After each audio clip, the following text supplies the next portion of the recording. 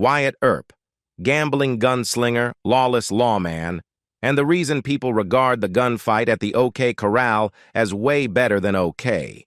He is one of the most famous figures of the American West, and he's been depicted in movies many times over, most famously in the 1993 Western Tombstone.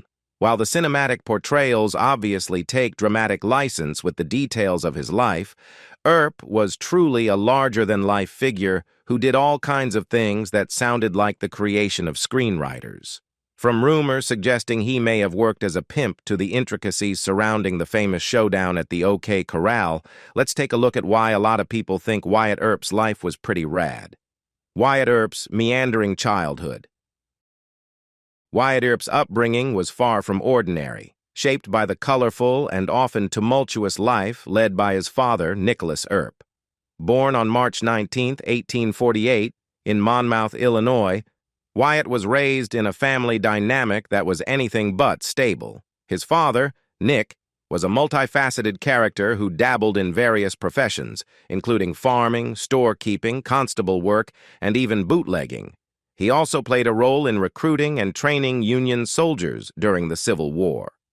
Nick's restless spirit led the family on a nomadic journey, moving from city to city and occasionally across state lines.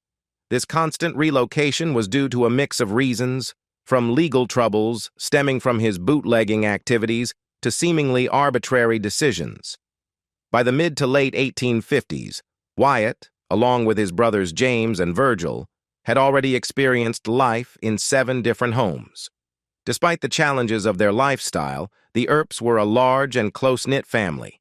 Wyatt had 4 brothers, 1 half-brother, and 3 sisters, though tragically, his sisters did not survive past childhood. At the age of 13, Wyatt's adventurous spirit led him to attempt his own journey after the outbreak of the Civil War. Disenchanted with farm work, he ran away from home with aspirations of joining the fight like his older brothers and half-brother. However, fate intervened when Wyatt encountered his father at the recruiting office, bringing an end to his brief attempt at escaping the monotony of farm life. This encounter would mark the beginning of Wyatt's journey into adulthood, setting the stage for the legendary exploits that would define his life in the years to come. How Wyatt Earp went from lawman to outlaw. In the autumn of 1869, the young Wyatt Earp, aged 21, crossed paths with Urilla Sutherland. Their meeting blossomed into a whirlwind romance, and before Wyatt turned 22, they sealed their love with marriage vows, a ceremony officiated by Wyatt's own father. The union promised a bright future, with Wyatt serving as constable of Lamar, Missouri, where his father held the position of Justice of the Peace. However, tragedy struck swiftly as Urilla, pregnant with their child, faced complications during childbirth. The loss of his beloved wife and unborn child shattered Wyatt's dreams, plunging him into a whirlpool of grief. To add to his anguish, Urilla's brothers held Wyatt responsible for her untimely demise, leading to tensions and even physical altercations between the grieving family members. Overwhelmed by sorrow and blame, Wyatt made the difficult decision to sell the home he had prepared for his family and abandon his position as constable. With a heavy heart and a shattered spirit, he turned away from his lawful path and ventured into the shadows of the outlaw world. In 1871, Wyatt, along with John Shone and Edward Kennedy, found themselves entangled in a criminal escapade, allegedly involving the theft of 2 horses. However, controversy surrounded the incident, with Shone's wife accusing Earp and Kennedy of manipulating her husband by getting him drunk to coerce his participation in the theft. She further claimed that they resorted to threats of violence to ensure his silence in court. Despite the accusations, Wyatt managed to evade the clutches of justice following his arrest, disappearing mysteriously before facing trial, reminiscent of a Houdini-like escape. When Wyatt Earp got the hell into Dodge. Earp's journey into the realm of law enforcement in Kansas began under dubious circumstances, as he found himself facing charges of horse theft in Indian Territory during the 1870s. Fleeing the accusations, he sought refuge in Wichita, where his brother James resided. In this bustling town, Earp initially found employment providing security for local saloons before securing a position as a policeman. Renowned for his imposing presence and formidable combat skills, he earned a reputation for swiftly dispensing justice through forceful means. His proficiency in hand-to-hand combat was so renowned that even his colleague, Bat Masterson, acknowledged his dominance in rough-and-tumble brawls, asserting that few could match Earp's prowess. However, Earp's tenure as a policeman in Wichita came to an abrupt end following a confrontation with William Smith, a candidate for marshal who had insulted Earp's superior. Despite emerging victorious in the ensuing altercation, Earp found himself unemployed once again. Undeterred, he relocated to Dodge City, where he embarked on a career characterized by seasonal employment as an assistant marshal or deputy, alternating with periods of gambling in Texas and New Mexico during the off-season. During his time in Dodge City, Earp displayed a pragmatic approach to law enforcement, prioritizing the maintenance of order over strict adherence to legal statutes. While he enforced certain regulations, such as fines for illegal activities like drinking and prostitution, he often turned a blind eye to such transgressions, opting to profit from the resulting fines rather than eradicate the underlying criminal behavior. Earp's involvement in the Saloon Wars of 1883 saw him return to Dodge City as part of the ironically named Peace Commission, a group formed in response to the expulsion of their friend Luke Short from the town. However, rather than ensuring peace, the commission's actions threatened to escalate into further conflict. Wyatt Earp, the fighting pimp. During his tenure as a police officer in Dodge City, Wyatt Earp's enforcement of the law often intertwined with his personal exploits, including his relationships with women of questionable reputation. Critics derisively labeled Earp and his law enforcement companion, Bat Masterson, as the fighting pimps, citing their alleged associations with prostitutes and women involved in illicit activities. This characterization persisted even after Earp relocated to Tombstone with his brothers. Some historical accounts lend credence to these claims. In 1872, Earp's name appeared in Peoria, Illinois city directory listings, indicating his residence at a local brothel. During a police raid on the establishment, Earp and his brother Morgan were arrested, marking their first brush with the law in connection to such establishments. A few months later, they faced another arrest at the McClellan Institute, described by a local newspaper as a den of vice. Although the specifics of their involvement remain unclear, both Earp brothers were fined significantly for their association with the brothel. Subsequent incidents further fueled rumors about Earp's ties to the underworld. In another arrest later that year, Earp found himself aboard a gunboat known for its occupancy by pimps and prostitutes.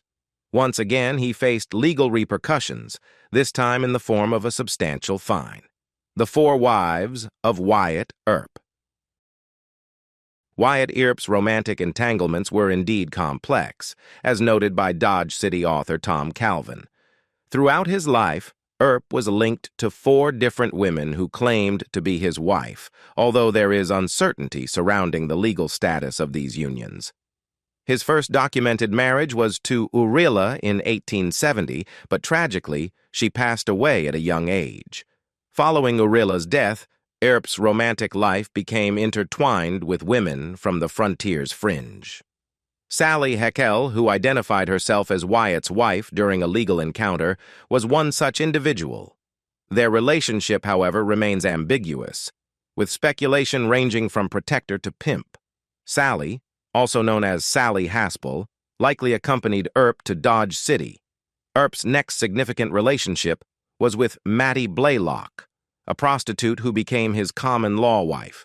However, Earp's affections later shifted to Josephine, also known as Sadie. Josephine, a former brothel worker with a colorful past, remained by Earp's side until his death in 1929, despite her previous engagement to Earp's rival, Johnny Behan. The turbulent nature of Earp's romantic life, marked by tragedy and shifting allegiances, reflects the complexities of his character and the tumultuous backdrop of the American frontier.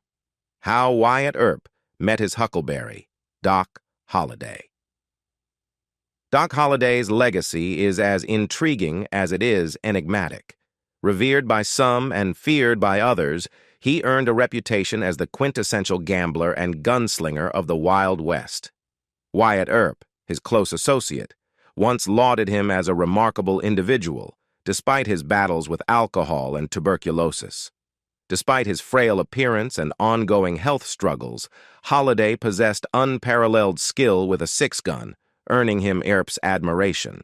Contrary to popular belief, Holliday's reputation as a sharpshooter may have been exaggerated to deter potential adversaries. In reality, he was a frail man whose life was marred by tragedy and illness. Losing his mother to tuberculosis at a young age, Holliday himself would later succumb to the same disease, derailing his career as a dentist. Instead, he turned to a life of gambling, seeking refuge in the arid climate of the West in a desperate bid to alleviate his tuberculosis symptoms. Despite his physical limitations, Holliday possessed a fiery spirit and a strong sense of honor. Engaging in duels to defend his reputation, he demonstrated a willingness to stand up for himself in the face of adversity. His path eventually intersected with Wyatt Earp's, although historical accounts vary on the exact circumstances of their meeting. Some suggest they crossed paths in Dodge City, Kansas, while others point to encounters in Texas, where Holliday's reputation for dueling preceded him.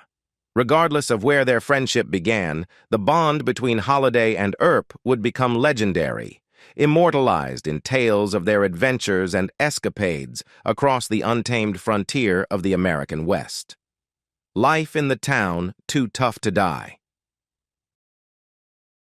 Upon their arrival in Tombstone, Arizona in 1879, Wyatt Earp and his brothers, Virgil and James, were greeted by a town teeming with opportunity and lawlessness. Joining them the following summer was their brother, Morgan, along with the notorious Doc Holliday. Described as a wild frontier town even by the standards of the American West, Tombstone earned a reputation as the town too tough to die, where the rule of law was often determined by the barrel of a gun or the flash of a knife. In Tombstone, violence was a daily occurrence, with confrontations often ending in bloodshed. As Frederick Bechtold vividly described, the town seemed to consume a man for breakfast every morning, with the death toll sometimes reaching as high as half a dozen before the day was done. Even women were not spared from the town's brutality, as evidenced by the infamous altercation between two prostitutes, Gold Dollar and her rival, which ended in a fatal stabbing. But amidst the triumphs, their family also weathered storms of sorrow and loss. In 2018, tragedy struck with the untimely passing of Maddie's beloved husband, Ben Seligman, leaving a void in their hearts that could never be filled. In the wake of grief, Maddie found solace in the written word, penning the poignant memoir, Lemons on Friday, Trusting God Through My Greatest Heartbreak, as a tribute to their enduring love. In the radiant glow of 2023, Maddie Jackson embarked on a new chapter of her life, finding solace and happiness in the arms of Connor Smith, her steadfast companion and pillar of support. With a heart overflowing with gratitude, she paid homage to Alan for his unwavering love and support throughout the years. Among the endless things he's done for us girls, Dad always made me believe I could do anything, be anything, she penned in a heartfelt tribute alongside wedding photos shared on Instagram. I've very seldom doubted that in my life, and for that I am forever thankful. Love you, AJ. As Maddie's journey into matrimony unfolded, her sister Ali remained a beacon of quiet strength and resilience, her presence a source of comfort and companionship for those she held dear. Though she kept a low profile, her parents, Alan and Denise, offered glimpses into her life through snippets shared on social media. According to the pages of Inside Weddings magazine, Ali's path to marital bliss was paved by the serendipitous hand of fate, as her late husband, Ben Selexman, introduced her to Sam Bradshaw, his longtime friend and confidant. In the tender embrace of Ali and Sam exchanged vows in the spring of 2021, their hearts entwined in a bond that transcended time and space. And in the gentle embrace of dawn's light, the Jackson family welcomed a new addition into their midst, as Ali and Sam celebrated the birth of their son, Jackson Alvey Bradshaw, in the waning days of the following year. His arrival brought with it a renewed sense of joy and wonder, his laughter echoing through the halls of their home like a melody of hope and promise. Meanwhile, Danny Jackson, the youngest of the Jackson siblings, chose to lead a life of quiet contemplation and introspection, her presence a soothing balm for the souls of those around her. Though her father occasionally shared glimpses of her life through family photos online, Danny remained steadfast in her pursuit of a life filled with meaning and purpose. The Civil War at the OK Corral. The 1881 gunfight at the OK Corral stands as one of the most iconic showdowns in history, where the Earp brothers Wyatt, Virgil, and Morgan joined forces with Doc Holliday to confront the notorious cowboys, including Billy Clanton and the McClory brothers, in a tense confrontation in an empty lot. Amidst the chaos, two other cowboys, Ike Clanton and Billy Claiborne, fled the scene as the bullets flew, as recounted by How Stuff Works. The roots of animosity between the two factions ran deep, with various sources of tension fueling the confrontation. For instance, the cowboys harbored disdain for Virgil, who served as a marshal in Tombstone, viewing him as an illegitimate enforcer of the law due to his questionable methods.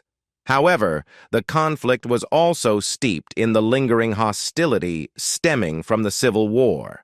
Tombstone boasted a significant population of Civil War veterans, with allegiances divided between the Union and the Confederacy. Wyatt's brothers, James and Virgil, fought on the side of the Union, while the Clantons' family history was tied to the Confederate Army. Additionally, Doc Holliday had familial connections to the Confederacy, whereas Sheriff Johnny Bean, Wyatt's adversary, had aligned himself with the Union but forged alliances with the cowboys. The tragic outcome of the OK Corral shootout claimed the lives of the McClory brothers and Billy Clanton. Subsequently, Holliday and the Earps found themselves standing trial for murder, though they were ultimately acquitted, as documented by famous trials. However, the events took a darker turn with the assassination of Wyatt's younger brother, Morgan Earp, in 1882. Fueled by vengeance, Wyatt and his allies embarked on a relentless pursuit of justice, initiating a vendetta against the cowboys. In 1882, while Wyatt Earp, his brother Morgan, and Doc Holliday were enjoying a game of pool, their leisurely pastime was abruptly shattered by the sound of gunfire. Two bullets tore through the air, one narrowly missing Wyatt, while the other tragically found its mark in Morgan. The devastating event, believed to be a retaliation by the cowboys for their losses at the OK Corral, plunged Wyatt into a vengeful frenzy. Convinced that the cowboys were responsible for Morgan's death, Wyatt embarked on a relentless vendetta ride, seeking retribution and justice for his fallen brother.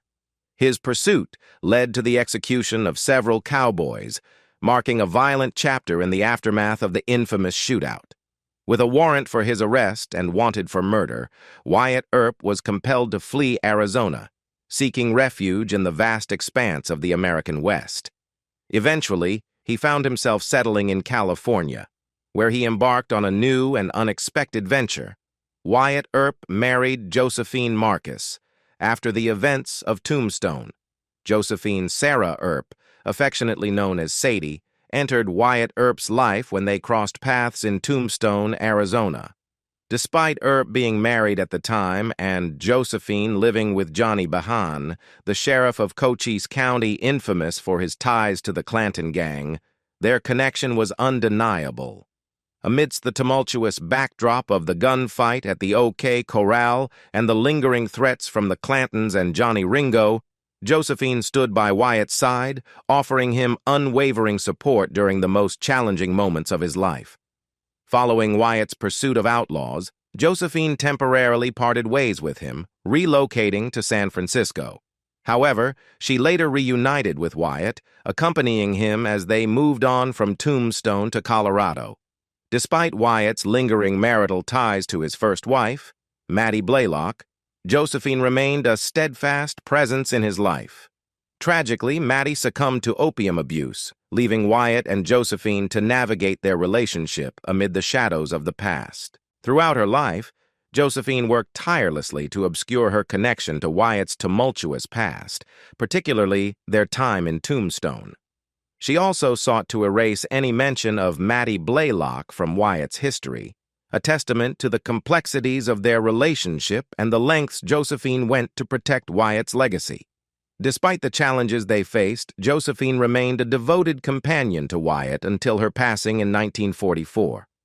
Wyatt Earp's time as a boxing referee explained.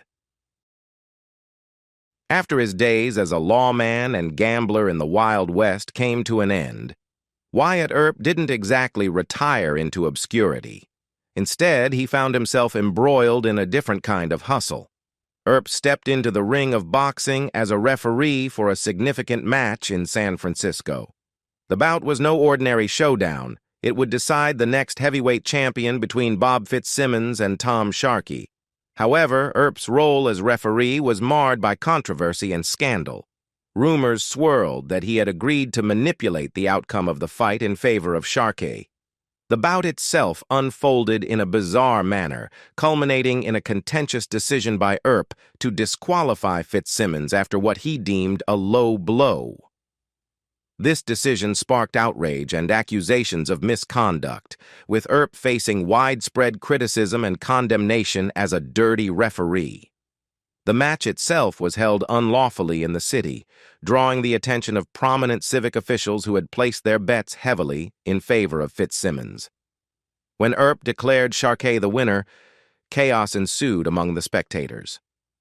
Legal battles erupted over the distribution of the prize money, further tarnishing Earp's standing. Despite the outcry, Earp managed to evade legal repercussions for his actions. San Francisco's prohibition on boxing rendered him immune to charges of fight fixing, sparing him from the full extent of legal consequences. However, he was not entirely unscathed, as the court imposed a hefty fine of $50 for his brazen act of bringing a concealed weapon into the ring. This decision not only allowed Sharkey to claim the purse but also cemented Earp's status as a pariah accused of orchestrating the outcome for personal gain. How Wyatt Earp became involved in the gold rush. In pursuit of fortune, Wyatt Earp seized an opportunity to join the frenzy of the Klondike gold rush, a venture that promised wealth to those brave enough to seek it. Accompanied by Josephine, Earp ventured to Alaska in 1899, eager to stake their claim in the gold-laden wilderness. However, upon arrival, they discovered that the bulk of the riches had already been claimed, leaving little opportunity for latecomers like themselves. Their ambitions were further dampened by personal setbacks. Wyatt suffered from an injured hip, a lingering consequence of an accident in San Francisco, while Josephine grappled with the emotional toll of a miscarriage. These physical and emotional challenges left them ill-prepared to compete with the seasoned prospectors who had already established themselves in the region. Undeterred, Wyatt and Josephine, along with their partner Charlie Hoxie, pivoted their strategy. Rather than engaging in fruitless battles over dwindling claims, they recognized the demand for other services among the gold seekers. Together, they ventured into the hospitality industry, opening a 2-story saloon in Nome, Alaska, aptly named the Dexter. Wyatt shrewdly observed that the prospectors not only needed a place to quench their thirst, but also sought entertainment and companionship. By catering to these needs, the Dexter quickly became a hub for socializing, drinking, gambling, and engaging the services of local prostitutes. Leveraging his business acumen, Wyatt remarked to his brothers that he was mining the miners for profit. Their venture proved immensely successful, with the Dexter becoming a lucrative enterprise. When they eventually decided to sell the saloon, the Earps reaped substantial financial rewards, pocketing the equivalent of $2 million in today's currency. Buoyed by their newfound wealth, they embarked on further investments, speculating on gold mines and other lucrative opportunities. Wyatt Earp's time in LA and movie consultant, role explained. Wyatt Earp's extensive experiences in Dodge City, Tombstone, and various frontier territories became invaluable assets as he transitioned into a role as a movie consultant during the nascent days of Hollywood. Wide Open Country recounts how Earp lent his expertise as a technical consultant on the earliest Hollywood westerns. Drawing from his own life experiences, Earp provided first-hand anecdotes to help stars like Tom Mix and William Hart portray authentic cowboys on the silver screen. The impact of Earp's contributions to the film industry was palpable even beyond his consultancy role. Upon his passing in 1929, his influence was evident as Tom Mix, deeply moved by Earp's legacy, paid his respects at the funeral. Additionally, numerous prominent actors of the era served as pallbearers, a testament to Earp's enduring stature within Hollywood circles. Earp's connections to legendary figures of the Wild West further underscored his authority in shaping the depiction of cowboy culture on film. Having rubbed shoulders with icons like Buffalo Bill and Wild Bill Hickok, Earp possessed a wealth of first-hand knowledge that he imparted to filmmakers. In the early westerns, authentic cowboys were often recruited as stuntmen, showcasing their skills in rope tricks, horse riding, and quick-draw techniques. These films were made prior to extensive censorship, and though many of the films have been lost to time because of poor preservation, they represented some of the most accurate representations of the Wild West ever recorded on film. Was Wyatt Earp the original John Wayne? During his time in Hollywood, Earp forged friendships with two of the silent era's most prominent stars, William Hart and Tom Mix, whose rugged portrayals of cowboys and lawmen captivated audiences across the nation. According to accounts from A Wyatt Earp anthology, Earp and Mix shared a unique bond, finding common ground over their shared appreciation for Shakespeare. In a moment of self-reflection, Earp humorously likened his own life experiences to those of the brooding Danish prince Hamlet, albeit with a distinctly Western twist that reflected his roots in the untamed landscapes of Kansas. Interestingly, Earp's influence extended beyond the silver screen and into the realm of Hollywood mythology, where his larger-than-life persona served as a source of inspiration for one of the industry's most enduring icons, John Wayne. The legendary actor, known for his portrayals of rugged, stoic cowboys, purportedly modeled his on-screen persona after Earp, drawing inspiration from the real-life exploits of the famed lawman.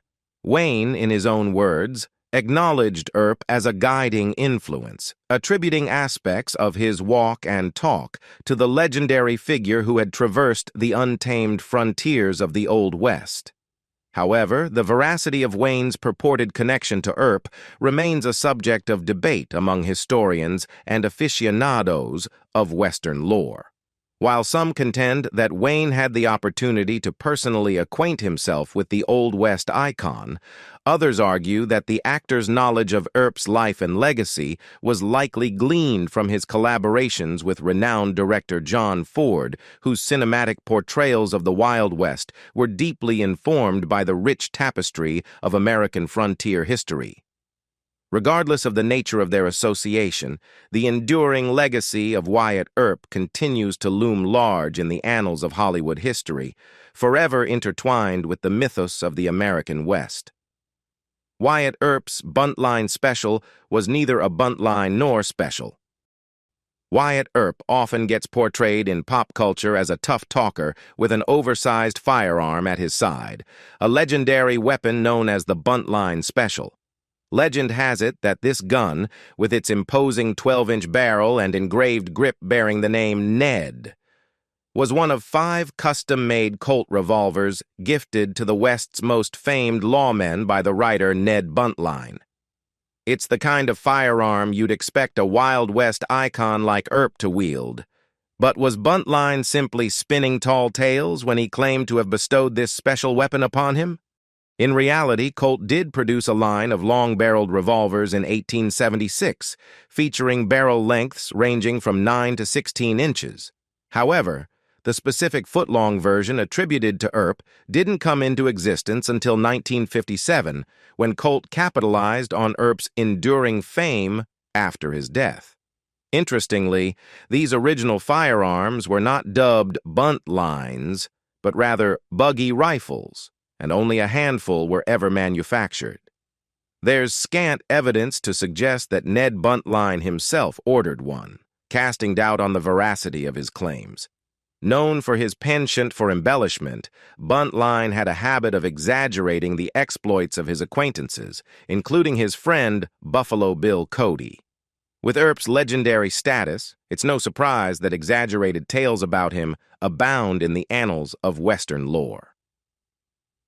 Wyatt Earp died at the age of 80. In 1929, Wyatt Earp lived a remarkable life that stretched to the impressive age of 80, a half-century beyond his fateful involvement in the gunfight at the OK Corral. His passing occurred quietly in Los Angeles, where, per Josephine's wishes, his body was cremated.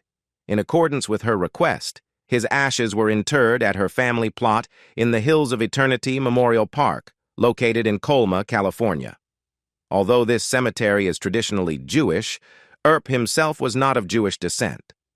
This led to some tensions between Josephine's remaining relatives and certain members of the Earp family.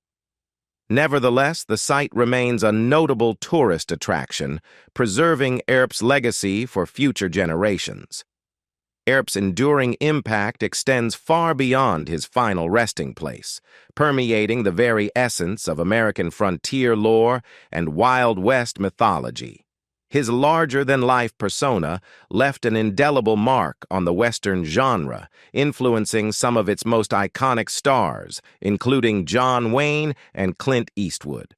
Through cinematic portrayals like Kurt Russell's depiction in Tombstone, Earp's legend continues to thrive on the silver screen. However, while such films offer glimpses into his post-Clanton gang life, they merely scratch the surface of the captivating and multifaceted existence he led for an additional 5 decades.